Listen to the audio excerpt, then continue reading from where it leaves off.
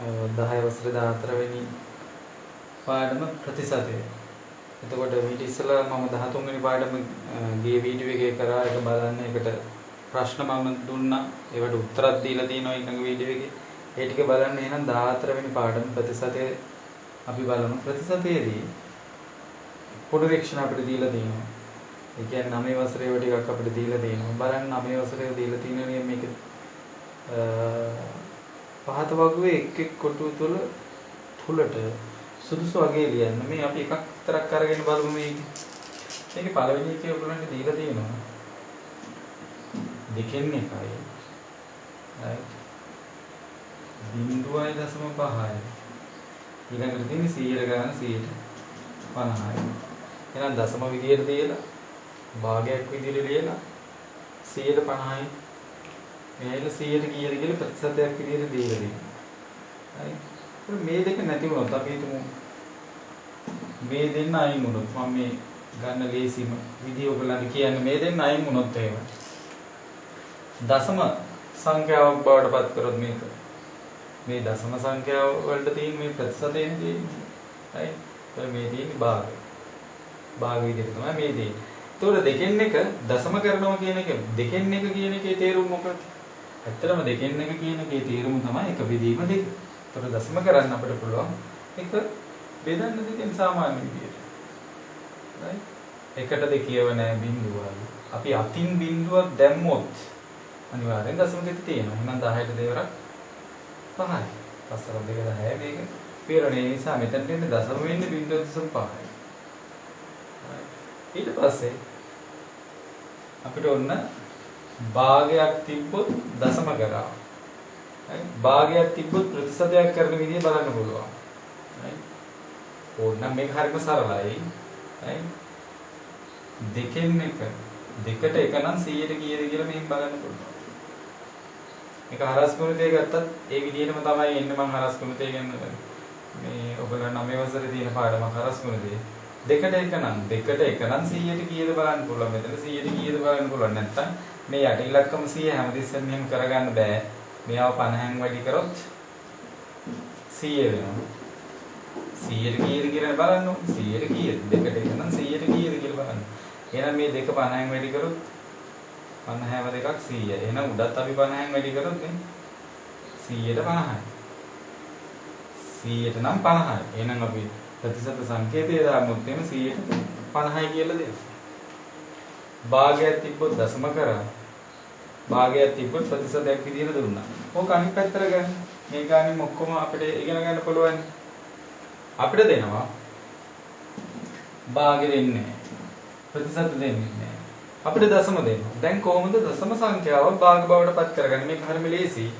මතක තියාගන්න. 0.5 දශම ස්ථානයේ මේ පැත්තේ තියෙන එක ඉලක්කම නම් මේ පැත්තේ ලියන්න පුළුවන් විශාලම ඉලක්කම වෙන්නේ කීයද? 9. එහෙනම් මේ තියෙන 10 පමණ. එහෙනම් මේකට අපි ගන්නවා 10න් 5යි. right එතකොට දශම මම හිතනවා මේක තේරුණා කියලා. මේ දශම ස්ථානයේ මේ පැත්තේ තියෙන එක ඉලක්කම නම් උඩරම ලියන්න පුළුවන් 9. එහෙනම් මේ ඉතන හැදෙන්නේ 10න් 5. හදිස්සියවත් මේක තිබ්බොත් එන්නේ 0.05. එහෙනම් දශම ස්ථානයේ මේ පැත්තේ දශම ස්ථාන දෙකක් තියෙනවා. එහෙනම් ඉලක්කම් දෙකකින් උඩරම යන්න පුළුවන් කීයද? 99. ඒ නිසා මේකේ ඉන්නේ 100න් 5. මේ තියෙන්නේ 100න් 5යි. මෙයා 100න් 5යි. මෙයා 10න් 5යි. හදිසියෙවත් 0.05 තිබ්බනම් දශම ස්ථාන 3ක් තියෙනවා. එහෙනම් ඉලක්කම් 3කින් ලියන්න පුළුවන් උපරිම සංඛ්‍යාව මෙතනට ඉන්නේ 999. ඒ කියන්නේ 1000න් 5යි. අපිට මෙන්න මෙයාව දශම කරගන්න ඕන නම් ඔන්න කරන විදිය. ඔක මතක තියාගන්න හරිම ලේසි. එතකොට අපි මේ දශම සංඛ්‍යාව භාගයක් බවට පත් කරා. මේ දශම සංඛ්‍යාව භාගයක් බවට පත් කරන්න ලේසි. එක දශම ස්ථානයක් තියෙනවා කියන්නේ එක ඉලක්කමින් ලියන්න පුළුවන් ලොකුම ගේ නම එනම් මේ 10ක් පාවු. ඉලක්කම් දෙකක් තිබ්බොත් ඉලක්කම් දෙකක් සම්බන්ධ කරලා ලියන්න පුළුවන් විශාලම සංඛ්‍යාව 99. මේ තියෙන්නේ 100න් ඒවා. ඉලක්කම් තුනක් සම්බන්ධ කරලා ලියන්න පුළුවන් විශාලම ගේ ඉන්නේ 999. එනම් මේ 1000න් පාවු. ඕන්න අපි භාගයක් බවට පත් කරා. එතකොට මෙයා භාගයක් බවට පත් කරාට පස්සේ මෙදී ඉන්නේ 10න් 5යිනේ. අපිට මෙතන වගුවේ මේ ටික තියෙන. ඔන්න වගුවේ අපිට මෙයාව දීලා දෙනවා. ඔන්න අපි එයා භාගයක් බාටපත් කරා. එතකොට මෙතනට දානකොට මෙයා උපරිම සුළු කරන්නේ. මෙයා තව සුළු කරන්න පුළුවන් උපරිම සුළු කරන්න. එහෙනම් 5 1යි 5 2යි. ඒ නිසා මෙතන තියෙන්නේ දෙකින් එකයි. right. එහෙනම් මෙතන දෙකෙන් එක නම් 100ට ගියද කියලා ඉස්සලා බලමු ඉතින්. දෙකට එක නම් 100ට ගියද කියලා බලන්න. හරස් ගුණිතයත් මෙහෙමයි. දෙකට එක නම් 100ට කීයද දන්නේ නැහැ. මෙතනට ගන්න පුළුවන් අපිට උත්තරය. මේ හරහට ගුණ කරා නම් මේකෙන් තමයි මේ වැඩේ හැදෙන්නේ. මේක හැදිලා තියෙන්නේ මෙතනින් නේ. 2යි x හරහට අපි ගුණ කරන්නේ සමාන වෙනවා 100ට. right. එහෙනම් x කියන්නේ කීයද බලන්න අපි ගුණ කිරීමක් තියෙන බෙදනවා දෙකෙන්. මෙයාට මෙයා කියපුණා. එහෙනම් 100ට නම් 50යි. ඒ නිසා තමයි අපි මෙතන 150 කියලා ගන්නේ. right. ඔන්න මෙයා තිබ්බොත් අපි මේ දෙක හෙව්වා. මෙයා තිබ්බොත් මේ දෙක හෙව්වා. මේකේ අහන්න පුළුවන් තව එකම අවස්ථාවයි. මොකක්ද? 100ට 50 කියලා මේ ටික අහන්න පුළුවන්. එතකොට ප්‍රතිශතයක් දුන්නොත් එහෙම 100ට 50 කියන එකේ තේරුම මොකද්ද? 100න් 50යි. නිකම්ම භාගයක් බවට පත් වෙලා. මේ බිඳුව කපලා දාන්න 5 1යි 5 2යි. එහෙනම් භාගයක් කරන්න පුළුවන් දෙකෙන් එකයි. දශම කරන්න පුළුවන් මේ දින්නේ දෙකෙන් එකයි කියන්නේ එක දෙකෙන් බෙදුවොත් බිඳුව දශම 5. ඔන්න අවස්ථා තුන අතරම නම් මේවසර ටිකක් මතක් කරගන්න මතක් කරන්නම්. මේකේ මාතෘකා ගොඩක් තියෙන නිසා. ඊට පස්සේ යාගේ දෙවෙනි ප්‍රශ්නේ අපිට දීලා තියෙනවා ප්‍රතිශතයක් ලෙස ලියන්න. එහෙනම් ප්‍රතිශතයක් ලෙස ලියන්නේ 100ට කීයද කියලා ලියන්න. right? රුපියල් 200ට මෑගේ පළවෙනි එකේ තියෙන රුපියල් 50ක් කොච්චර ප්‍රමාණයකින්ද 200කින් රුපියල් 50ක්. එහෙනම් 200කින් රුපියල් 50ක් නම් 100ට කීයද කියලා බලන්න. 200 රුපියල් 50 නම් 100ට කීයද? 200ට 50 නම් 100ට කීයද? අර හරස් ගුණිතයමයි මේ හැමදැනම සම්බන්ධ වෙන්නේ. 200ට 50 නම් 100ට කීයද? එහෙනම් මේ බිඳු දෙක මේ බිඳු දෙක කැපුවොත් මෙයා කැපුවොත් එන්නේ කීයද? 50 දෙකෙන් බෙදුවොත් 25. කියන්නේ 125. ඊට පස්සේ තුන්වෙනි එක මේ 9 වසර ටිකක් නිසා මම මේ ටක් ගාලා කියලා දාන්නේ. right? තුන්වෙනි එකේ තියෙන්නේ පුනරීක්ෂණ අභ්‍යාසවල තුන්වෙනි ප්‍රශ්නේ තමයි ප්‍රමාණය සොයන්න. එහෙනම් ප්‍රමාණය සොයන්න කියලා තියෙන මොකද්ද? 500න් එකක් 500න් 160ක් 500න් 160ක් කියන්නේ හරියට මම කියලා දුන්නේ චොක්ලට් එකකින් මෙයා හරිම ලේසියි. මේ චොක්ලට් කෑමක් නිසා මතක් කරගෙන නිසා මේක ගන්නම්. චොක්ලට් එකකින් අපිට කියනවා චොක්ලට් එකකින් 8න් 2ක් ගන්න කියලා. චොක්ලට් එකෙන් 8න් 2ක් ගන්න නම් අපිට සිද්ධ වෙන මුලින්ම මේ චොක්ලට් එක මොකද්ද? සමාන කෑලි 8කට කඩාගෙන ඉන්න. ඔන්න කඩාගෙන හිටියේ. එහෙනම් මේ වගේ කෑලි දෙකක් ගන්න කියන්නේ. එහෙනම් මේ 500න් 160ක් බලන්න ඕන. right 100න් 60ක් කියන්නේ 500න් 160ක් කියන්නේ 100න් 60 මේ තියෙන භාගයක් වශයෙන් ලියුවොත් මෙහා භාගයක් වශයෙන් ලියුවොත් මේ තියෙන 100න් 60යි කියන එක.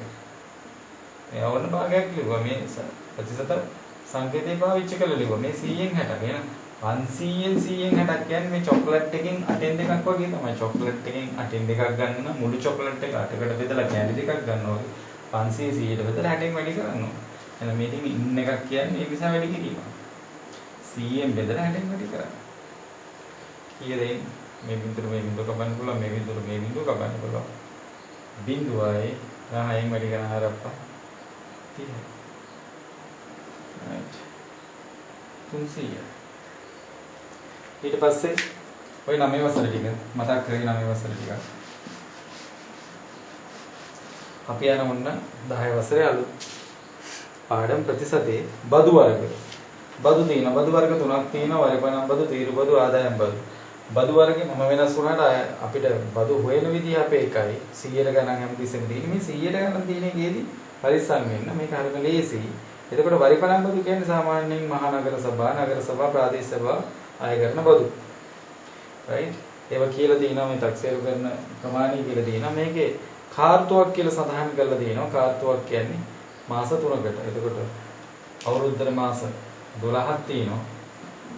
එතකොට මාස 12 ඇතුලේ තුනේ කොටවල් කීයක් තියෙනවද? මේ වගේ තුනේ කොටවල් 12 කැදෙන්නේ කීයක් යනවද? 4ක් යන්න ඕනේ. එතකොට මේ මාස 3කට කියන්නේ එක කාර්තුවක්. දැන් කාර්තු 2යි 3යි 4යි. එහෙනම් මාස 12 හැදෙනකොට එතකොට මාස 12 ඇතුලේ කාර්තු හතරක් තියෙනවා. ඒක මතක තියාගන්න. කාර්තුවක් කියන්නේ මාස 3යි.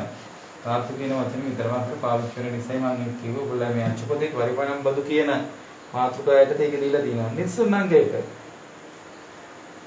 වාර්ෂික වටිනාකම 36000ක් ලෙස තක්සේරු කර ඇති නිවසක් සඳහා 104ක වාර්ෂික පරිමාණම් බදු මුදලක් අය කෙරේ. කාර්තුවක් සඳහා ගෙවිය යුතු පරිමාණම් බදු මුදල ගණනය කරන්න. මේ 104ක් කියන්නේ හරිම ලේසි. මේක හරිම ලේසියෙන් තේරුම් ගන්න. 100ක් වුණොත් රුපියල් 4යි. මොකක්ද? වටිනාකම 100ක් නම් නිවසේ රුපියල් 4ක් අවුරුද්දටම බදු ගන්නවා කියන එකයි මේ කියන්නේ. එහෙනම් 100කට රුපියල් 4 නම් 36000කට කීයද? දන්නේ නැහැ කියන්නේ හරස් කුණතේ හැමතැනම මේ පාවිච්චි වෙන්නේ. එතකොට මේ හරස් කුණතේ හැදෙන්නේ මේ බලන්න. 100යි එක සමාන වෙනවා 36000 වැඩි කිරීම 4. x y මේ ගුණ කිරීමක් තියෙන්නේ 100 ගුණ කිරීම x නිසා ප්‍රතිවිරුද්ධ දේ කරන්න සමීකරණය. එහෙනම් අපි බෙදනවා 100. මේකට මේ කැපිලා යන්නේ. එහෙනම් මේ පැත්තත් බෙදෙන එක මෙතනට දාලා තියෙන එක විතරයි. මේ මිර ගෙවුවත් එකයි. උන් ඔහොම දාලා තියෙන එක විතරයි. මෙන්න මේ කොටස තමයි අංශපදේ තියෙන්නේ. එතකොට මේවල්ලා තියෙන්නේ තේනම් 36000න් 104ක් කීයද කියන්නේ. ඒක හැදෙනවා මෙන්න මේ අමතක වෙනවා නම් ඔන්න හරස් ගුණයෙන් ගන්න. 100කට නම් රුපියල් 4යි 36000ට කීයද දන්නේ නැහැ. එතකොට මේකේ තියෙන වාසිය තමයි මෙතන දන්නේ නැත්නම් හොයන්නත් පුළුවන්, මෙතන දන්නේ නැත්නම් හොයන්නත් පුළුවන්, මෙතන දන්නේ නැත්නම් හොයන්නත් පුළුවන්. කිසි කරදරයක් නැතුව. මොකද 100ට ප්‍රතිශතය දීලා නැහැ. මේ ටික දුන්නොත් මේක හොයන්න පුළුවන්. එතකොට මේක නොදී මේ තුන දුන්නොත් මෙයාව හොයන්න පුළුවන්. මේ කැමති දැනකට x දාන්න පුළුවන් අපිට කොහොමත් එක අවස්ථාවයි හොයන්න දෙන්නේ. ඒ නිසා අරසුන්තේ මතක තියාගන්න යා හරි ලේසි. අච්චුපතේ මේ ටික ඔක්කොම අයින් කරලා එකක් තියෙනවා 36000න් 104ක් බලලා දින 36000න් 104ක් කියන්නේ උත්තරේ එන්නේ 1000 මෙයා දීලා දෙනවා 1440යි. මේ 1440 වෙන්නේ වාර්ෂික පරිමාණම් බදු. අපි ඉතින් මාතෘකාව ලියා ගන්නවා වගන්ති ලියන්නේ නැහැ. එහෙනම් කාර්තුවකට මෙයා එම නිසා කාර්තුවකට කොච්චරද කියලා බලලා දෙනවා. එහෙනම් කාර්තුවකට 1440 බෙදන්න ඕනේ 4. කාර්තු 4ක් තියෙනවා. එහෙනම් මේ අරන් තියෙනවා 360. 360 ගන්න මෙන්න කියවන්න පුළුවන්. දෙවෙනි නිස්සලත් ගොඩක් වැදගත්. මේවා වීඩියෝ එකක් නිසා ආයෙ ආයෙ දාලා බලන්න. ඒක ඔයගොල්ලන් තේරෙන්නේ නැත්නම් හදා ගන්න පුළුවන්. right? දෙවෙනි එකේ බලන්න. නගර සභා බල ප්‍රදේශයක පිහිටි කඩකාමරයක් සඳහා වාර්ෂික තක්සේරු කරන අගය 24000ක් වන අතර ඒ සඳහා කාර්තුවකට අය කරන පරිමාණම් බදු මුදල රුපියල් 300ක අය කරන පරිමාණම් බදු ප්‍රතිශතය ගණනය කරන්න. එතකොට බදු ප්‍රතිශතය ගණනය කරන්න මෙයා කියලා තියෙනවා. එහෙනම් 24000යි මේකේ වටිනාකම තක්සේරු කරලා තියෙන වටිනාකම රුපියල් 24000යි. 100ට කීයද කියලා දන්නේ නැහැ. අතට මේක තමයි අපිට හොයන්න කියන්නේ. මෙන්න මෙයා දාන්නේ නැහැ 100ට කීයද කියලා. හැබැයි කාර්තුවකට රුපියල් 300යි. මොක තමයි ගානදී. එහෙනම් අවුරුද්දට කොච්චර හැදෙන මේ ගෙවන්න ඕනද කියලා බලතයි. එහෙනම් වසරකට කොච්චර ගෙවනවද? වසරක් සඳහා බදු. වසරක් සඳහා බදු වෙන්නේ 300 වැඩි කිරීම 4. මොකද කාර්තු 4යි. එහෙනම් 1200යි. අවුරුද්දටම 1200යි ගෙවන්නේ. එහෙනම් අපිට බලන්න පුළුවන් මොකද්ද? මේකත් හරස්කුණුදී තමයි මේක අරන් තියෙන්නේ. එතකොට මේ හරස්කුණුදී හරි ලේසි නිසා මම මේක නිතරම කියන්නේ බලන්න. 100 නම් අපි කීයද කියලා දන්නේ නැහැ. ඒව තමයි හොයන්නේ කියන්නේ. හැබැයි 24000ට නම් මෙයා අවුරුද්දටම ආය කරලා දෙන 1200ක්. මෙන්න මේකේ හරස්කුණුදී තමයි අච්චුපදේ තියෙන්නේ මේ බලන්න.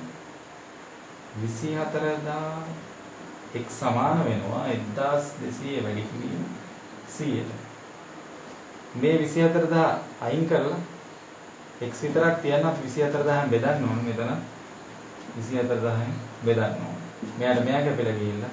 එතකොට අච්චුපතේ මෙන්න මේ කොටස තියෙන එක 24000කට 1200 යන 100ට කීයද කියලා.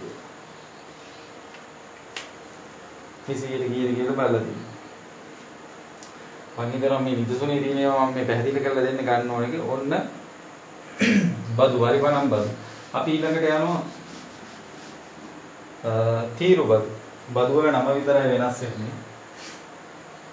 අපි හොයන විදිහ එකයි තීරු බදු කියන්නේ. කවදාවත් මම හිතන්නේ ආහයි කියලා තීරු බදු යන කුමක්ද කියලා. right? හදන විදිය තමයි අපිට වැදගත් වෙන්නේ. දැනගන්න කියව ගන්න ඔයගලන්ට දීලා තියෙනවා තීරුබදු කියන්නේ භාණ්ඩ ආනයන අපනයන. අපි භාණ්ඩයක් පිටරට යවනකොට පිටරටින් අපි භාණ්ඩයක් ගන්නකොටත් අපි රජයට ගෙවන බදු තමයි තීරුබදු වෙන්නේ. මේක දීලා තියෙනවා. මේ එක්තරා ඔරලෝසු වර්ගයක් ආනයනික වටිනාකම. ආනයනික වටිනාකමින් ආනයනය කරන්නේ කීයේ වුණත් 110ක් තීරුබදු ගෙවන්න ඕනේ. එහෙනම් ආනයනය කරන්නේ ඔරලෝසු රුපියල් 100 නම් 10ක් ගෙවන්න ඕනේ. ඒක රුපියල් 100ක් වටින ඔරලෝසුවකට අපි ආනයනය කරනකොට තීරුබදු ගෙවනවා රුපියල් 10ක්. එහෙනම් දැන් මේ තීරුබදු ගෙවුවට පස්සේ ඔරලෝසුවේ වටිනාකම ඉන්නේ 110යි. රුපියල් 100 ඔරලෝසුවක් ගත්තා. රුපියල් 10ක් අපි බදු ගෙවුවා. එහෙනම් ඒකේ වටිනාකම 110යි. අපෙන් අහනවා බලන්න.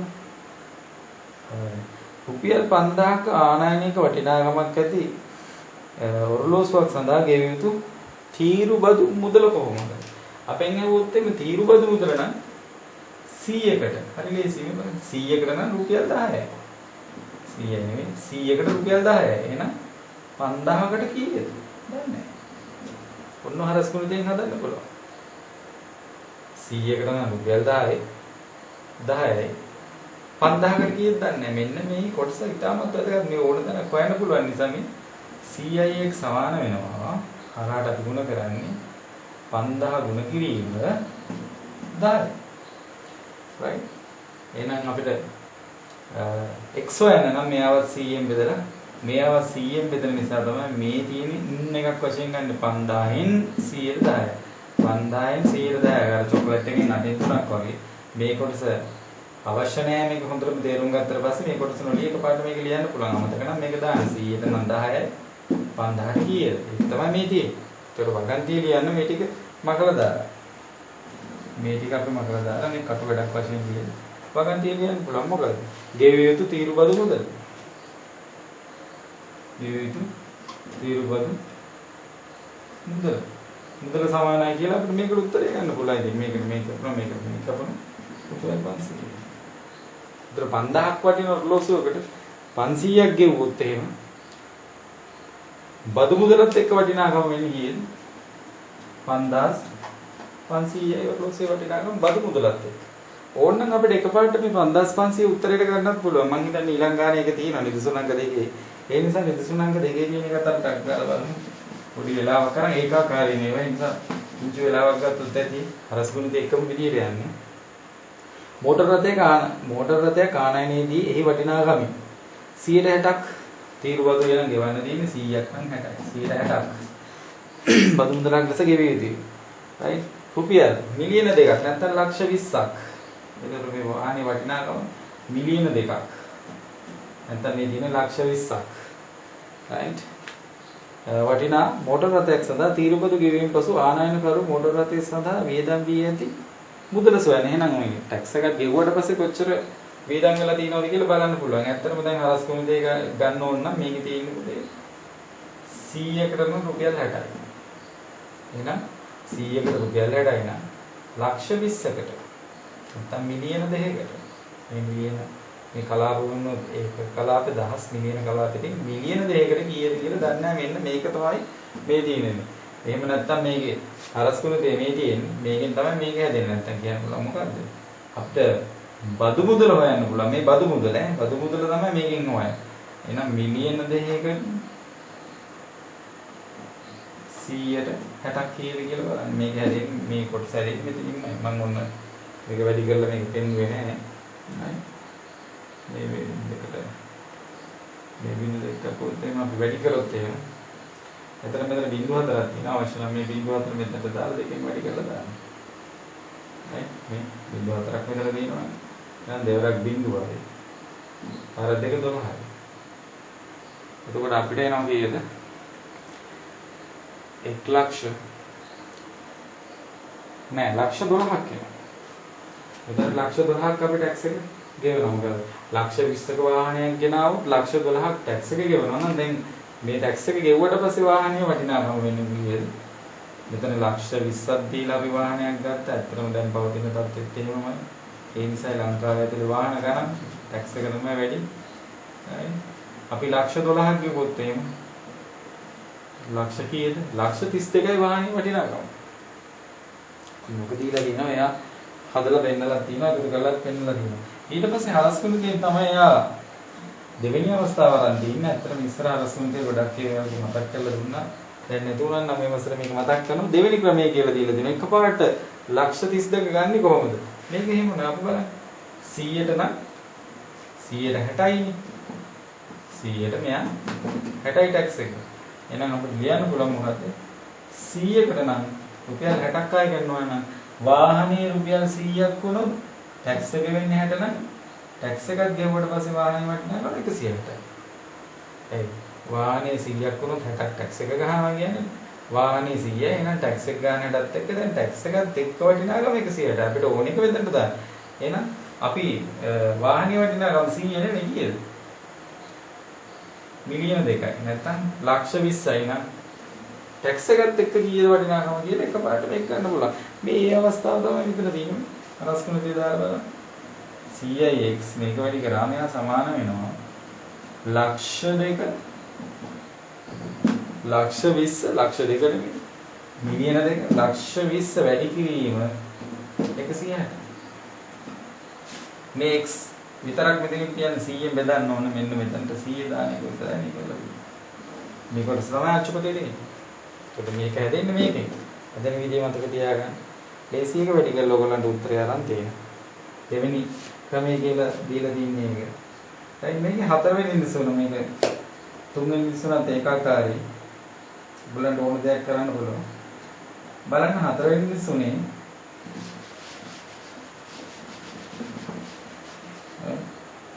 තීරුබදු කියන එක ගැන අපි කතා කරන්නේ තීරුබදු එකේ හතරවෙනි නිසුන 140 වෙනි පිටුවේ තියෙන හතරවෙනි නිසුන ගැන මම මේ කතා කරන්නේ. right ආනයනය කරන ලද රූපවාහිනී යන්ත්‍රයක් සහ වටිනාකමින් 115ක තීරුබදු ප්‍රතිශතයක් අය කිරීමෙන් පසුෙහි වටිනාකම. එහෙනම් තීරුබදු අය කරාට පස්සෙහි වටිනාකම කීයද? 28750 වූයේ නම් තීරුබදු අය කිරීමට පෙර රූපවාහිනී යන්ත්‍රයේ වටිනාකම හොයන්න. තීරුබදු අය කිරීමට පෙර රූපවාහිනී යන්ත්‍රයේ වටිනාකම හොයන්න කියනවා. අපිට දීලා තියෙන ටැක්ස් එක ගැහුවට පස්සේ වටිනාකම නම් අපිට ලියන්න පුළුවන් 115ක් නෙමෙයි ටැක්ස් එක ගන්න. 115ක් කියන එකේ තේරුම තමයි 100ක් වුණොත් 15යි. එහෙනම් 100ක් වුණොත් රූපවාහිනී යන්ත්‍රේ ටැක්ස් එකත් එක්ක 115යි.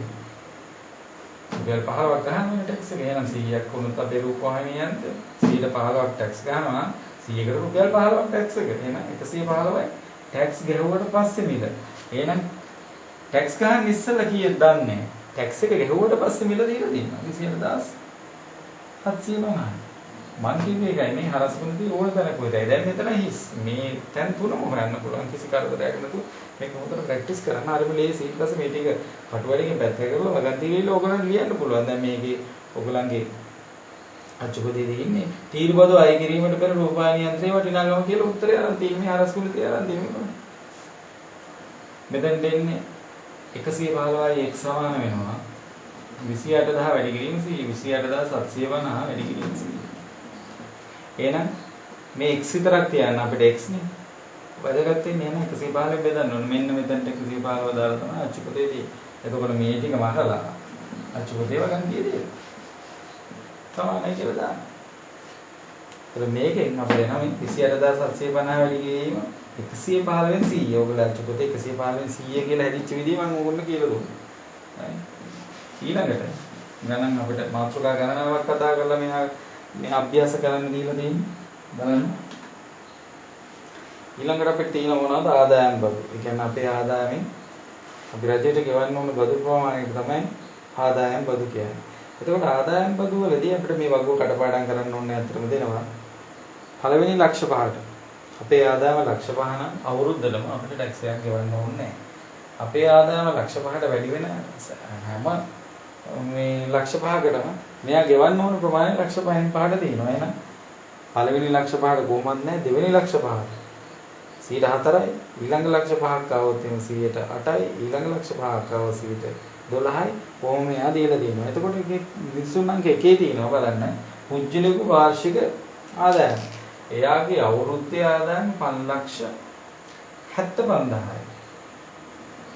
5,75,000 නම් කොහොම මෙයාගේ ආදායම දැන් පළවෙනි ලක්ෂ 5 ආදායම් බදු අය කරන්නේ නැහැ. එහෙනම් මේකට තව එකතු වෙනවා ඊළඟ කොටසට 75000. එහෙනම් මෙතනත් ලක්ෂ 5 වෙනකන් යන්න පුළුවන්. හැබැයි මේකට 100ට 4ක් අය කරනවා. මේකෙත් එහා පැත්තට මේ කොටසට ගියොත් තමයි එයා 100ට 8ක් අය කරනවා කියලා තියෙන්නේ. තාම මේකට ආවේ නෑ මේක. මේකේ ඉන්නේ ඊළඟ කොටස විතරයි ලක්ෂ 5ක් අයින් කරා. ඊටු ටික ඊළඟ කොටසට දාන්න. මෙතනත් ලක්ෂ 5 පිරුණොත් ඊළඟ එකට දානවා. හැබැයි මෙතන නෑ. මෙතනදී ඉන්නේ 75000. එහෙනම් මෙයා ගෙවන්න තියෙන්නේ 75000ට 104ක් තමයි බලන්න තියෙන්නේ. එතකොට අපි ඉගෙන ගන්න තියෙන විදිහට එකපාරට අපිට ලියන්න පුළුවන් කියලා. 75000යි 104ක් කියන්නේ කීයද? 100ෙන් බෙදලා ඒ වගේ 4ක් කියන්නේ කීයද කියලා. අර චොක්ලට් එකේ 8න් 2ක් වගේ තමයි. මේගොල්ලෝ උත්තරය අරන් තියෙනවා මෙතනින් කපලා කීයද? රුපියල් 3000යි. මේ කියන්නේ 3000යි ඇත්තටම උගලාස්පිට තියෙන ගානක් මම මේ කරේ. එතකොට මේ හැමතිස්සෙම මතක තියාගන්න මෙන්න මෙතන ඒකක රුපියල්. ඕලෙවල් පේපර් එකේ ඔයගොල්ලෝ පේපර් එකේ වේලපාම කියනවා ඒකක අත්‍යවශ්‍ය නැත්නම් සම්පූර්ණ ලකුණු දෙන්න. මේ කොහෙටවත් රුපියල් නැතුණා කවන්නේ අන්තිම උත්තරේට ඒකක දාන්න රුපියල්. මොනවද කියලා දාන්න එක මතක ඇතුළු. හරි. හැබැයි ඊළඟ මිනිස්සුන් ගොඩක් හොඳයි. මෙහෙම බෙදා ගන්න එක ගොඩාරියක් හොඳයි. මේ බලන්න. එයාගේ එක්තරා ව්‍යාපාරිකයෙකුගේ වාර්ෂික ආදායම 16,50,000යි. දැන් ඕකට එහෙනම් අපි ටැක්ස් එක ගත්තොත් එහෙම ලක්ෂ 5ව කීයක් වෙන් කරන්න පුළුවන්ද කියලා අපිට බලන්න පුළුවන්. ලක්ෂ 5යි අපි තව ලක්ෂ 5ක් මෙතනට දානවා. දැන් ලක්ෂ 10යි ලක්ෂ 16ක් වෙනකන් යන්න පුළුවන් එහෙනම්. තව ලක්ෂ 5ක් මෙතනට දානවා. දැන් ලක්ෂ 15යි එහෙනම් තව ඕනේ 15යි තව ලක්ෂයක් ආවොත් 16යි තව 50000 නේ 1,50,000 මෙතන තියෙන ලක්ෂ. මෙතන මේ කොටසට ලක්ෂ 5 සම්පූර්ණ වෙන්නේ නැහැ. right? දැන් තියෙනවා මේක 16,50,000 දෙන්නේ ලක්ෂ 5යි ලක්ෂ 5යි ලක්ෂ 5යි 5 ලක්ෂ 15යි තව 1,50,000 කියන්නේ 15යි 16,50,000. එහෙනම් මේකට ටැක්ස් එකක් නැහැ. පළවෙනි ලක්ෂ 5 ෆ්‍රී. ඒකට අපිට ටැක්ස් ගෙවන්න ඕනේ. මේකට 104ක් බලන්න. මේකට 108ක් බලන්න. ඊළඟ එකට 112ක් බලන්න. එතකොට පිළිවෙලින් දීලා තිනවා. මම ලියන්නේ චුපදේ මේ ටික බලන්න තියෙනේ නේද? මේකට බැලුවොත් එහෙම ලක්ෂ 5ට මේකට 104ක් බලන්න. ඕන නම් හරස්මුන්තේ ලියන්න පුළුවන්. 100ට නම් 4යි ලක්ෂ 5ට කීයද කියන එකෙන් තමයි මේ අරන් තියෙන්නේ. එතකොට මේකට එනවා කීයද? 20000ක්. එහෙනම් මෙතනටත් බලන්න ඕනේ. ලක්ෂ 5ට ඊළඟ ලක්ෂ 5ට ගෙවන්න ඕනේ 108ක්. එහෙනම් මෙතනට එනවා 40000ක්. ඊළඟ ලක්ෂ 5ක් තිබ්බනම් ඒ ලක්ෂ 5ට ගෙවන්න ඕනේ 112යි. හැබැයි මේකේ තියෙන ලක්ෂ 5යි නෙමෙයි 1,50,000යි. එහෙනම් යාට 112ක් ගෙවන්න ඕනේ. ඒතකොට යාට 112ක් බැලුවොත් එහෙම 18,000යි. අතර මෙයා ගෙවන අවුරුද්දටම ගෙවන 16 අවුරුද්දට 16,50,000ක වැටුපක් ගන්න කියන රජයට ගෙවන්න ඕනේ ආදායම් බදු වෙන්නේ මේ ටික එකතු. එයා ගෙවන අවුරුද්දට නෑ අවුරුද්දටම මේ යන්නේ රයිට් 8යි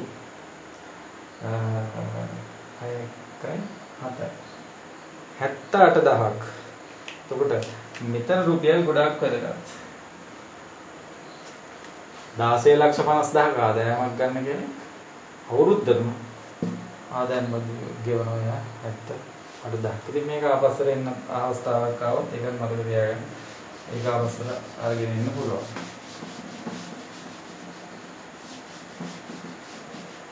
වීඩියෝ එකක් පුළුවන් තරම් වීඩියෝ එක ආයෙ ආයෙ බලන්න තේරෙන්නේ නැත්නම් හරි බලමු ඊළඟට තියෙන එකතු කළාගේ මත බදු වැට්. එතකොට බදු අය හොයන විදිහ කොහොමද එකයි ඉස්සලා අපි කරපු විදිහටමයි 100 ගණනක් තියෙන්නේ. ඒක බදු වර්ගයේ විතරයි වෙනස්. එහෙනම් මේක එකතු කළාගේ මත පුජ්‍යලුකයේ අපි නිදසුන්නන්ගේ එකේ කියන්නේ 142 වෙනි පිටුවේ. නිදසුන්නන්ක එක පුජ්‍යලේකුගේ එක්තරා මාසයක දුරකථන ගාස්තුව රුපියල් 2,500ක් ගේ සඳහා 115ක එකතු කළාගේ මත බද්දක් වැට් එකක් එකතු කර දුරකථන බිල සාදු ලබයින ඔහුගේ දුරකථන බිල කොහොමද? ඇත්තටම අපි මේකේ කතා කරලා තියෙන්නේ 2,500යි අපේ බිල. අපි දුරකථන සමාගම අපිට 2,500යි මේක දෙන්නේ. නමුත් 115ක අපිට වැට් එකක් ටැක්ස් එකක් ගහලා දෙනවා. නැත්නම් බදු ප්‍රමාණයක් ගහලා දෙනවා. එතකොට මේක ඕනනම් අපිට හරස් කුණුතේ අරගන්න පුළුවන් අපිට. හරිම ලේසි මේක හරස් කුණුතේ ගන්නවා. නැත්නම් 2500ට 2500 100ට 15ක් කියන්නේ කීයද කියලා බලන්න පුළුවන්. ඔයගොල්ලෝ අච්චුපතේ මාරන් තියෙනවා. 375යි. මම මේක හරස් කුණුතේ ගොඩක් දේවල් කියලා දීලා තියෙනවා. එහෙනම් ඇත්තටම 2500 එකතු කිරීම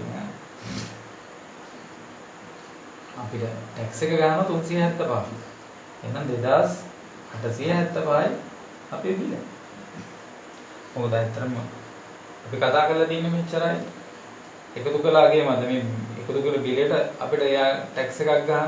ඒ ටැක්ස් එක අපි හොයාගත්ත එයා මෙයාට එකතු කරාම 2875ක් මේ ගෙවන්න ඕනේ මේ බිලක් වශයෙන්. අපිට බලන්න පුළුවන් ඕනනම් මේක ඇත්තටම හරස් කුණු තියෙන්නේ 100කට නම් රුපියල් 15යි. 2500ට කීයද කියලා මේ හරස් කුණු දෙය තමයි මෙතන තියෙන්නේ. ඊට පස්සේ අපිට පුළුවන් ඕන මේක අරගන්න පුළුවන් ඔයගොල්ලන්ට. ඊළඟට මේකේ කොටුවක් දාලා දෙවෙනි ක්‍රමයේ දීලා තියෙන්නේ එකපාරට මේ 2875 ගන්න කොහමද? 100 නම් අපේ දුරකථන ගාස්තු බිල ටැක්ස් එකත් රුපියල් 15ක් රුපියල් 100ට 15ක් ණය කරන්නේ. එහෙනම් රුපියල් 100ට 15ක් අය කරනවා නම් ටැක්ස් එක ගෙවුවට පස්සේ අපේ බිල 115ක්.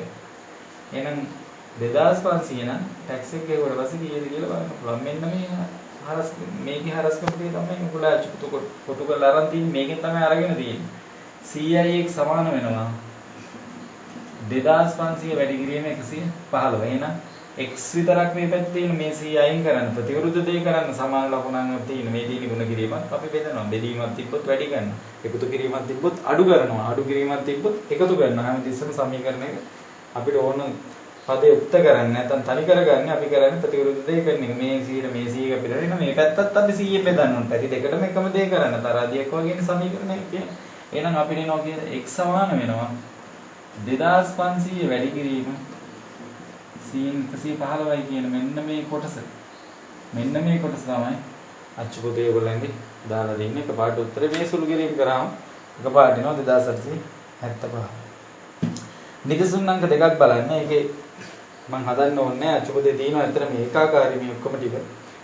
එතකොට ඒ සපත්තු කුට්ටු මම ගැන කතා කරලා තියෙන එක වියදම් වෙනවා. ඒ සපත්තු කුට්ටුම හදන්න වෙනවා සියලු වියදම් ටික වෙන්නේ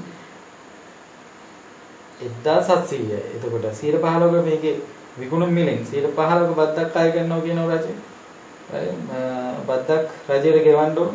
ඊට පස්සේ මේක සපත්තුව කුට්ටුම සඳහා ලාභයක් යා තියා ගන්නවා ව්‍යාපාරිකයා 250ක එනනම් 1700 නම් 250ක ලාභයක් මේකට එකතු කරලා 1950. 1950ට එකතු කරලා ඔක්කොටම තමයි එකතු කළාගේ මත කියන්නේ ඒකයි. අර එකතු කරලා අවසාන උත්තරේට 100ට 15ක් ටැක්ස් එකක් ගෙවන්න ඕනේ. එහෙනම් 1950ට 100ට 15ක් කියන්නේ 292.50යි. එහෙනම් 1950ට 292.50කුත් එකතු කරලා තමයි අපිට සපත්තු කුට්ටුමේ මිල අපිට ගන්න වෙන්නේ. විකුණන්නේ කීයද? 2242.50යි. දෙවෙනි ක්‍රමයේ කාර්යයෙන් තියෙන අර හරස් කුම්ති අර විදියමයි. 2242.50 ගන්න මේ විදියටම. right? කිසි වෙනසක් නැහැ මේ හරස් කුම්තිය ප්‍රැක්ටිස් කරන්න හරිම ලේසි. එහෙනම් මේකේ 14.1 අභ්‍යාසයේ දෙවෙනි ගාන කරන්න, හතරවෙනි ගාන කරන්න, හත්වෙනි ගාන කරන්න, අටවෙනි ගාන කරන්න, 12 වෙනි ගාන කරන්න, 13 වෙනි ගාන කරන්න, 16 වෙනි ගාන කරන්න. ওই ගණන් ටික මම ඊළඟ වීඩියෝ එකේ හදලා පෙන්නනවා. මේ ගණන් ටික මම ඊළඟ වීඩියෝ එකේ හදලා පෙන්නනවා. එහෙනම් අපිට ඊළඟට යන්න තියෙන පොලිය. අපි පොලියත් මාතෘකාවලියේ 100 ප්‍රතිශතයේ හැමතිස්සෙම මේ කොටම සම්බන්ධ වෙන 100ට ගණන් එක්ක සම්බන්ධ වෙන්නේ. අපිට තියෙන්නේ මේ අවුරුද්දේ සුළු පොලිය ඊළඟ අවුරුද්දේ වැල් පොලිය කතා කරනවා. මේ අවුරුද්දේ අපිට තියෙන්නේ සුළු පොලිය. සුළු පොලියේදී සාමාන්‍ය සුළු පොලියේදී ඒකාකාරී එක අවුරුද්දක පොලිය දන්නවා නම් අවුරුදු 5ක් නම් ඒ වගේ 5 ගුණයක්. හරි ලේසි සුළු පොලිය හොයාගන්න. මේකටත් 100ට ගාණක් තියෙන හැමදේම 110ක බලන්න මිනිස්සුන්ගේ 110ක වාර්ෂික සුළු පොලිය අනුපාතයක් ඇත්තේ රුපියල් 5000ක මුදලක් ණයටගත් පුජ්‍යලෝක එම ණය නිදහස් වීම සඳහා වසර 2ක් ගත විය. ඔහුගේ මුළු පොලිය කොහොමද? මුළු පොලිය අහන්නේ එහෙනම් වසර 2ක් ගත වෙලා තියෙනවා නම් මේක හරි ලේසි 100ට 10ක් කියන එකේ තේරුම හොඳටම තේරුම් ගන්න මේක. රුපියල් 100ක් නම් වෙච්ච රුපියල් 100 නම් ගත්ත නැහැ රුපියල් 10ක් ආයෙ ගන්නවා පොලිය. දැන් අහන්නේ පොලියනේ අපි. right? එහෙනම් අපිට බලන්න පුළුවන් කීයද? 5000 නම් කීයද පොලිය කියලා හොයන්න පුළුවන්. මේ අවස්ථාව තමයි මේ අවස්ථාවම තමයි කියන්නේ 5000 110ක් කියන්නේ කියලා ගන්න. මේක තමයි හරස්කුන්ට හැදෙන්නේ. ඒ නිසා මේකට සොයා ගොළුවේ දිනවනම් පැත්තකට ලියලා අමතක වෙනවා නම් මේක බලලා මේ ටික ලියලා වගන් තියලා ඉවර නම් හරි මේ ඕගලා අච්චපතේ ලියලා තියෙන්නේ වසරකට ගෙවූ සුළු පොලිය. මේ ටික අමතක කරා වසරකට ගෙවූ සුළු පොලිය මේකෙන් හැදිලා තියෙන්නේ. මේකෙන් තමයි හැදේ හැදෙන්නේ. CIX සරාට ගුණ කරොත් එහෙම මෙතන තියෙන්නේ සමාන වෙනවා 5000 ගුණ කිරීම 10යි. එහෙනම් x විතරක් මේ පැත්තේ තියෙන 100 මෙන්න මෙතනට 100 දාලා දෙන එක විතරයි. ඒක හරියම ලේසි. ඒකාකාරී ඇත්තට මේකාකාරී 100 ගණන් තියෙන ඔක්කොම. ඒතර මේකේ නිදසුන් අංක 3 ඊට ඉස්සෙල්ලා එකත් එක ලේසි නිසා මම කරන්නේ නැහැ. නිදසුන් අංක 3 බලන්න නිදසුන් අංක 3 දී අපිට තියෙනවා මොකද 100ට 12ක වාර්ෂික සුළුපොලිය අනුපාතයක් යටතේ රුපියල් 10000ක් ණයටගත් පුජ්‍යලයකට right පළවෙනි එකේදී අතරම පළවෙනි එකේදී මේකේ අර වසර දෙකක් කියන එක මම කියන්න බැරි වුණා 110ක් වැළුත් එහෙම එතකොට අපිට එනවා කීයද මම මේකකෝ මම රුපියල් 500 වසර දෙකකට නම් මුළු පොලියේ ඉන්නේ 500ව දෙකක් රුපියල් 1000යි එක වසරයකට 500 වසර දෙකකට නම් 1000යි ඔයගොල්ලන්ට දීලා තියෙනවා ඒක මොකද වසර තුනකට නම් අපිට 500ව තුනක් වසර හතරකට නම් 500ව හතරක් මොකද සුළු පොලියේ පළවෙනි අවුරුද්දේ එන ටිකමනේ හැම අවුරුද්දම ඒකාකාරී වෙනසක් වෙන්නේ නැහැ 11 වසර ඊළඟ අවුරුද්දේ ඔයගොල්ලන්ට ඒක වෙනස් වෙනවා වැල් පොලිය කියලා ඒ නිසා මම දෙවෙනි කරන්නේ තුන්වෙනි නිදසුන බලන්න 100ට 12ක වාර්ෂික සුළු පොලිය අනුපාතයක් යටතේ රුපියල් 10000ක් ණයටගත් පුජ්‍යලයකුට පොලිය ලෙස 3600ක මුදලක් ලැබෙන්නේ කොපමණ කාලයකට පසුවද? එහෙනම් අපිට කොච්චර කාලයකටද මේක ලැබෙන්නේ කියලා බලන්න නම් අපිට පොලිය අවුරුද්දකට පොලිය කීයද කියලා බලන්න පුළුවන්. මොකද 112ක් මෙයා දීලා තියෙනවා. අනුපාතය දීලා තියෙනවා 112ක්. ඒතර මෙයා අරන් තින්නේ මුදල කොච්චරද රුපියල් 10000යි. 100කට නම් රුපියල් 12 නම් 10000කට කීයද කියන අරස් කුණියෙන් තමයි මේක ඇදලා තියෙන්නේ දන්නේ නැහැ. එහෙනම් 10000කට කීයද කියලා මේක බලන්න පුළුවන්. වසරකට. හරි.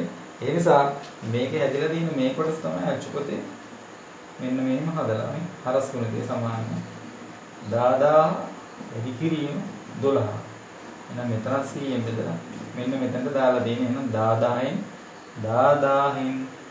100ට 12. 100ෙන් 12ක් කියන්නේ 100ෙන් බෙදලා 12න් වැඩි කරලා. ඒ නිසා මේ කොටස අමතක කරලා ඉදීම හැදෙන විදිය ඒ කොටස දැන් ප්‍රැක්ටිස් වුණාට පස්සේ අවශ්‍ය නැහැ ඉලිම වගන් තියලියන්න පුළුවන්. වසරකට ලැබෙන සුළු පොලිය 10000න් 112ක් කීයද කියලා බලන්න. ඇත්තට 10000න් 112ක් නේ උත්තරේ දීලා තියෙන්නේ. මම සුළු කරලා ගන්න නැහැ නේ මිදිසොනමයි තියෙන්නේ. 1200. එතකොට මුළු පොලිය මෙයාට පොලිය රුපියල් 3600ක් ලැබෙන්නේ අවුරුදු කීයකටද කියලා අහනවා එහෙනම් 3600 ඇතුලේ 1200 කොට කීයක් තියෙනවද කියලා බලුවා නම් හරි මොකද එක 1200 කියන්නේ එක අවුරුද්ද. එහෙනම් මෙයාව 3600 1200 බෙදුවා නම් හරි 12 වරක් 3යි 36 කියන්නේ. එහෙනම් අවුරුදු 3යි. ඊට පස්සේ නිදසුන් අංක 4 පොලි අනුපාතිකය හොයන්න කියලා කියනවා. පොලි අනුපාතිකය හොයන්න තියෙනකොට මේකත් හරි ලේසියි නේද? ඔක්කොම ගණන් ඇත්තටම ලේසියි හරියට ඉගෙන ගත්තොත්. හරියට මේ වැඩි ඉගෙන ගත්තේ නැත්නම් තමයි අමාරු වෙන්නේ. ඒ නිසා ඔබට අහන්න. ආගෙන ඉඳලා මේ ටික වීඩියෝ එක ආයි බලලා කරන්න නිකන් තනින් බලලා කරන්න යන්න එපා. Taman දන්න දෙයක් වුණාට කියන්නේ ඒක අහගෙන ඉඳලා නොදන්න දෙයට එයි. ඒ නිසා අහගෙන ඉන්න. සුළු පොලියට ණයටගත් රුපියල් 7500ක් සඳහා වසර 2කට පසු ගෙවීමට සිදු පොලිය රුපියල් 7500ට යාර ගෙවන්න සිද්ධ වෙලා තියෙන වසර 2කට පසු 1200ක් වූයේ නම් අය කර ඇති වාර්ෂික පොලිය අනුපාතික සොයන්න. ඒතකොට 1200ක් ආවේ වසර 2කට. එහෙනම් වසරක පොලිය කොච්චරද කියලා බලන්න පුළුවන් ලේසි. මෙතන 1200යි. වසර දෙකක්. එහෙනම් මේක දෙකට බෙදුවොත් එහෙම කියලා රුපියල් 600. එහෙනම් වසරකට රුපියල් 600යි මෙයා මේ පොලිය ගෙවලා දෙන්නේ. මොකද වසර දෙකකට පසු ගෙවීමට සිදු වූ පොලිය 1200 නම්. එහෙනම් සුළු පොලිය අනුපාතික හොයන්න කියලා ඕනනම් බලන්න පුළුවන් කියලා. මේ රුපියල් 600 අපිට අය කරේ 7500ට 600 නම් 7500 නම් 100ට කීයද? එතන මේක තමයි අපිට බලන්න තියෙන එකම අවස්ථාව. මේක එහා පිටුවේ තියෙනවා. ඔයගොල්ලන්ට තියෙන්නේ මේ 7500ට 600 නම් 100ට කීයද? ඒතර හරස්කම තියෙමයි. 100ට කීයද කියලා දන්නේ නැහැ. හැබැයි 7500ට 500. මේ ඕනම තරම් හරස්කම තියෙන හොයන්න පුළුවන් නිසා මේක හැදෙන්නේ මෙන්න මේ අවස්ථාවේ බලන්න. ඉතින් 7500 x සමාන වෙනවා මේ වැඩි කරාම 600 වැඩි කිරීම 100. ඊට පස්සේ මේ 7500 මෙතන නැති කරන්න බෙදන්න ඕනේ 7500 නම් මෙයාවත් බෙදන්න ඕනේ 7500 මේ දින්නේ වැඩි. ඒකට මේ 7500 මේ 7500 කියලා මෙන්න මේ කොටස තමයි මේ අච්චුපදේ තියෙන්නේ. right. මෙතසොන්නංක 6ත් ඒ හා සමානමයි. මෙතසොන්නංක 6 මම කියලා දෙන්නම්. පහ නැතුව මේ එකම විදිහේ තියෙන්නේ ඒක පොඩි වෙනසක් තියෙනවා මාස ගණනක් දීලා නිසා. මෙතසොන්නංක 6 බලන්න 100ට 1.5 මාසික සුබ වෙන මාසයකට 1.5යි. ඒ මුදලක් සඳහා මාස 4කට පසු තමයි ගෙවීමට සිදු මුළු මුදල මම ගෙවලා තියෙන මුළු මුදල තමයි කීයද පොලියත් එක්ක ගෙවලා තියෙන මුළු මුදල 5300ක් වුණේ නම් ණයටගත් මුදල සොයන්න. එහෙනම් 100ට 1.5යි කියන්නේ මාසෙට මාස 4කින් නම් ගෙවෙන්නේ මේ වගේ 4 ගුණයක් බලන්න පුළුවන්. ඒකට 100ට 6යි. රුපියල් 100ට නම් මාස 4ට 106ක් අය කරලා දෙන්න. එහෙනම් රුපියල් 100ක් නම් අපි ණයට ගත්තේ මෙයා දීලා තියෙන්නේ ගෙවීමේ සිදු මුළු මුදල ගැන පොලියත් එක්ක ගෙවීමේ මාස 4කට පසු ගෙවීමේ සිදු මුළු මුදල වෙන්නේ 5300ක් ඌයේ නම් ණයටගත් මුදල සොයන්න. ණයට ගත්ත රුපියල් 100 නම් පොලියත් එක්ක අපි ගෙවන්න ඕනේ 106ක්. ණයට ගත්ත මුදල දන්නේ නැහැ. හැබැයි පොලියත් එක්ක ගෙවලා තියෙන මුළු මුදල වෙන්නේ 5300ක්. ඕක තමයි මේකේ. ඒතකොට මේ හරස්කුන්තේ තමයි මේක. බලන්න කොච්චර ලේසිද කියලා මේ වගේ. එහෙනම් මෙතනට එන්නේ 106යි ඒක සමාන වෙනවා.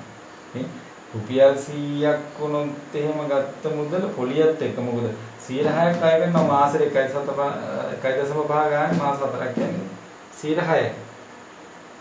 right. එහෙනම් 100කට නම් රුපියල් 6ක් මාස 4ට අය කරනවා නම් රුපියල් 100ත් එක්ක පොලියත් එකතු කරොත් එන්නේ 106යි. මුළු මුදල පොලියත් සමග මුදල. එහෙනම් කීයද ගත්තේ කියලා දන්නේ නැහැ. මේක 100 වුණාට මෙතන කීයද ගත්තේ කියලා දන්නේ නැහැ. හැබැයි පොලියත් එක්ක මුදල 5300 කියලා දීලා තියෙනවා. ණයට දී ඇති මුදල ලැබෙන්නේ නැහැ නේ. නම් ණයට ගත් මුදල කීයද? එහෙනම් ණයට ගත්තේ කීයද කියලා මෙතන හොයන්න පුළුවන්. 106 x සමාන වෙනවා 5300 වැඩි කිරීම 100. මේ 106 නැති කරන්න බෙදන්න ඕනේ 106 මෙන්න මෙතනට 106 දාන එක තමයි මේක කරලා තියෙන්නේ. මේකට මේක කැපිලා ගිහිල්ලා. ඔයගොල්ලෝ අච්චුපතේ තියෙනදී 100න් 100 වැඩි කිරීම 5300 තමයි දෙන්නේ. එනිසා දින අච්චුපතේ මෙන්න මෙයා මුලින්ම ලියලා දෙන්නේ විතරයි. ඔන්න දෙන්නේ දෙකම 5300. 53 5300. right එහෙනම් 14.2 අභ්‍යාසය. ඔයගොල්ලෝ 14.2 අභ්‍යාසයේ පළවෙනි ගාන කරන්න, හතරවෙනි ගාන කරන්න, 12වෙනි ගාන කරන්න 14.2 අභ්‍යාසයේ 16වෙනි ගාන කරන්න. අනිත් වීඩියෝ එකේ මම ඔය කියපු ගාන ටික හදලා පෙන්නනවා. එතකොට 10 වසර ළමයි අතර වීඩියෝ පිළිවෙලට බලන්න මම බෝඩ් එකේ සියලු දේ විස්තර කරලා දීලා තියෙනවා. ඊට පස්සේ ඕගොල්ලන්ට දෙන අභ්‍යාස මම මාක් කරන අභ්‍යාසත් ඒව හදන විදිහක් කියලා දීලා තියෙනවා. ඉතින් ගෙදරට වෙලා YouTube එකට මේක දානවා. නැවත නැවත බලලා ඕන ඩවුන්ලෝඩ් කරගන්න පුළුවන්. නැවත නැවත බලලා මේ ගණන් ටික හදන්න පුළුවන්, ප්‍රැක්ටිස් කරන්න පුළුවන්. මේ දවස්වල ඉස්කෝලේ යන්න බැරි නිසා මේ වීඩියෝස් ටික කරන්නේ. මතක තියාගන්න පුළුවන් තරම් මේක බෙදන්න කට්ටියට. හැමෝටම කියන්නේ යාළුවන්ටත් කියන්නේ මේ ගොඩක් වටිනවා. ඒගොල්ලන්ටත් මොනවා හරි දෙයක් ඉගෙන ගන්න පුළුවන්. මොකද ලෙසන් එක අපි කරලා තියෙන්නේ. ඒකට මේක මාක් කරලා තියෙන ගණන් ටිකත් ආවව හදලා පෙන්නනවා වීඩියෝ එකේ. ඒ නිසා මේක හැමෝටම දැනුවත් කරන්න ඕගොල්ලෝ ෂෙයා කරන්න පුළුවන්. හැමදාම ෂෙයා කරලා හැම ළමයෙකුටම මොකද බෙදීම දීම දානෙ කියන එක ගොඩක් වැදගත්. මේ දැනුම ඔයගොල්ලන්ට දැනුමක් නොමිලේ බෙදලා දෙන්න පුළුවන්.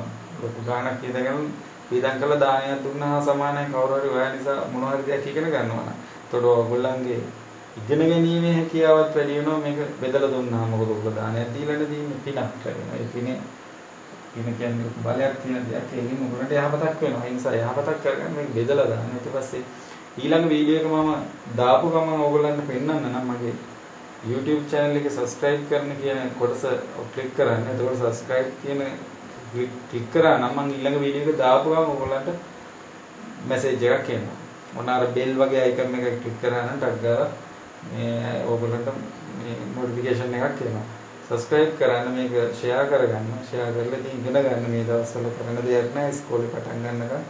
අපිට මෙහෙම කරන්න පුළුවන්. මගේ ක්ලාස් වල ළමයින්ට අමතරව ඔක්කොටම බලන්න තමයි වීඩියෝ කරලා තියෙන්නේ. එහෙනම් හොඳට ප්‍රැක්ටිස් කරන්න. අපි මේකේ මාර්ක් කරපු ගණන් ටික ඊළඟ වීඩියෝ එකේදී කරලා පෙන්නනවා. ඊට පස්සේ ඒක කරාට පස්සේ සමීකරණ වලට අපි යනවා. එහෙනම්